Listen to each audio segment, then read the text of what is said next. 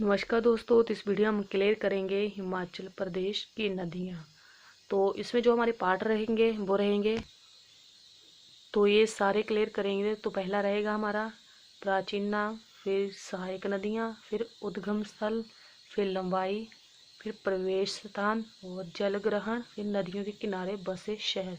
तो ये सारे ही जो 7 हैं ये इस वीडियो हम क्लियर करने वाले हैं। तो बने रहिए एंड तक। तो चलिए फ्रेंड वीडियो को शुरू करते हैं और देखते हैं। तो हिमाचल प्रदेश मुख्यतः 5 नदियों का प्रवेश है। वे नदियां हैं सतलुज, चिनाब, रावी, ब्यास, यमुना। तो सबसे पहले हम क्लियर करते हैं इनके प्राचीन नाम क्या है और संस्कृत नाम। तो पहला हमारा रहता है सतलुज। तो सतलुज का वैदिक नाम है स्तुद्री और संस्कृत है शतुद्र। अगला हमारा है अगली नदी ब्यास। तो ब्यास का जो वैदिक नाम है वो है अर्जकिया और जो संस्कृत है वो है विपाशा। अगला हमारा आता है रावी। तो रावी का वैदिक नाम पुरुषानी और संस्कृत है इरावती। अगला है हमारा चिनाब। चिनाब का वैदिक ही नाम है वो है अस्किनी और यमुना का कालिंदी। तो ये हमारा क्लियर हो गया प्राचीन नाम नदियों के। अगला हमारा आता है जल ग्रहण क्षेत्र।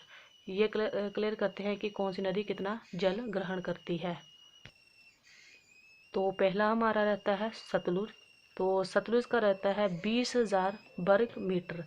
तो ये हिमाचल की सबसे लंबी नदी है। फिर हमारा सेकंड पे है रावी। तो रावी का है 5,451 वर्ग किलोमीटर। फिर हमारी है चिनाब। तो चिनाब का है 7,500 वर्ग मीटर। फिर हमारा आता है ब्यास। तो ब्यास का है 12,000 वर्ग मीटर। और चिनाब जो नदी है तो सबसे ज़्यादा जो गहरी नदी है वो चिनाब है। फिर है हमारा यमुना। तो यमुना का रहेगा 2,320 वर्ग मीटर। तो ये हमारा क्लियर हो गया जल ग्रहण क्षेत्र। अगला हमारा आता है सहायक नदियाँ कौन कौन सी हैं। तो जो मैक्सिमम टेस्टों में आता है वो टोंस और पब्बर आता है जो कि यमुना की सहायक नदियाँ हैं। चलो पहला देखते हैं सतलुज।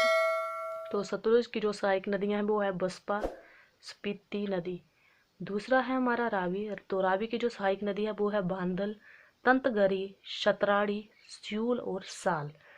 आगे हमारा है चिनाब। तो चिनाब का चंद्रभागा नदी ही सहायक नदी है। आगे है हमारा ब्यास का। तो ब्यास का रहेगा बनेर, बाणगंगा, लूनी, पार्वती, सैंज, तीर्थन, हारली और उहल। फिर हमारा आता है यमुना। तो यमुना का है जो सहायक नदियाँ वो है गिरी, टोंस, पब्बर, आंध्रा।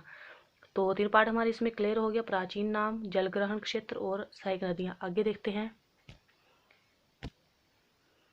अगला हमारा आता है उद्गम स्थल। तो सतलुज का है मानसरोवर झील, रक्स झील तिब्बत से। अगली नदी हमारी चिनाब। चिनाब का है चंद्र व भागा नदियों के संगम स्थान तांडी, लाहौल स्पीति से। अगला हमारा है ब्यास। तो ब्यास का है रोहतांग दरेर से। अगला फिर हमारा है रावी। तो रावी का है बड़ा बंगाल कांगड़ा से। फिर है यमुना। यमुना का है कालिंद पर्वत, ये है यमुनोत्री। यमुना से यमुनोत्री भी आप याद कर सकते हैं। फिर अगला है हमारा लंबाई क्या रहेगी किस नदी की। तो चलिए देखते हैं। सतलुज की कुल लंबाई जो है वो है 1,448 किलोमीटर। हिमाचल प्रदेश के प्रवाह क्षेत्र 320 किलोमीटर। आगे हमारा आता है यमुना। तो यमुना की है कुल लंबाई 1,525 किलोमीटर और यमुना हिमाचल प्रदेश की सबसे छोटी नदी भी है। अगला हमारा है चिनाब। तो चिनाब की कुल लंबाई है 1,200 किलोमीटर। हिमाचल प्रदेश में प्रभाग क्षेत्र सिर्फ 122 किलोमीटर है। फिर हमारी है रावी।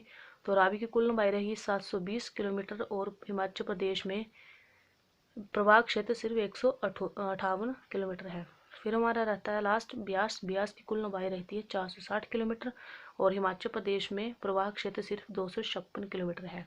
फिर हमारा है नदियों के किनारे पर बसे शहर। तो चलिए देखते हैं इनको भी। तो सबसे पहले सतलुज। तो सतलुज के किनारे जो बसे वो है नामघिया, कल्पा, रामपुर, तत्तावानी, बिलासपुर। तो अब यमुना में है सिर्फ पांवटा साहिब। फिर ब्यास। तो ब्यास के किनारे है मनाली, मंडी, कुल्लू, पंडोह, नदौन, सुजानपुर। और देहरा गोपीपुर। फिर हमारा है रावी, तो रावी में सिर्फ चंबा और भरमौर है, और चिनाब में सिर्फ टांडी है। अब हमारा रहता है प्रवेश स्थान, तो चलिए देखते हैं। तो सबसे पहले रावी, तो रावी नदी चंबा के खैरी स्थान से हिमाचल प्रदेश में से निकलकर जम्मू कश्मीर में प्रवेश करती है। तो ये चंबा के खैरी स्थान से निकल के हिमाचल प्रदेश से निकलकर जम्मू कश्मीर में प्रवेश करती है रावी जो है। और यमुना, यमुना कोदरी माजरी से हिमाचल प्रदेश में प्रवेश करती है और ताजेवाला से हिमाचल प्रदेश से निकलकर हरियाणा में प्रवेश करती है।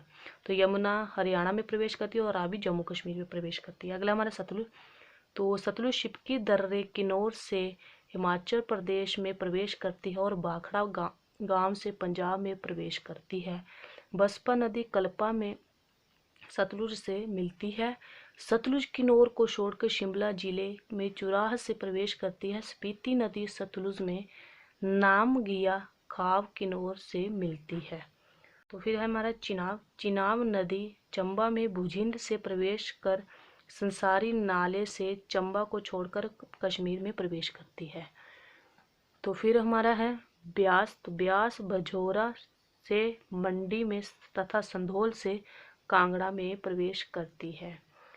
तो फ्रेंड्स ये थी वीडियो जिसमें हमने प्राचीन नाम, सहायक नदियाँ, उद्गम स्थल, लंबाई क्या रही किस नदी की, और प्रवेश स्थान, जलग्रहण क्षेत्र और नदी के किनारे बसे शहर, ये सारी इस वीडियो में क्लियर कर दिए हैं। और आने वाली वीडियो में हम वन वर्ड के जो क्वेश्चन आंसर होंगे वो नदियों के पूरे क्लियर करेंगे। तो चलिए फ्रेंड इस वीडियो के साथ जय हिंद जय भारत।